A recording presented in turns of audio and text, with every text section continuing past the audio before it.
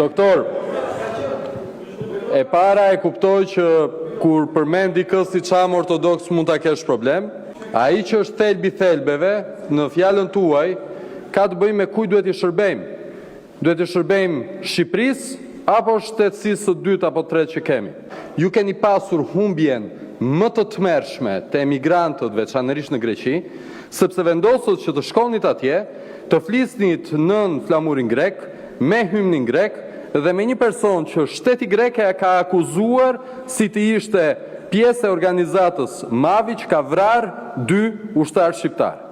E me qënë se këto dita i ka dalë sërish, unë sot të shohë në syje të sfidoj për ligj e për kanun, për ade e për flamur, qohu dhe kërkon djes ndaj shqiptarve, veçanërisht ndaj shqiptarve të Çamërisë, të cilët për herë të disajt nga përzgjedhjet tuaja personale u akuzuan si të ishin bashkëpunëtor të nazizmit.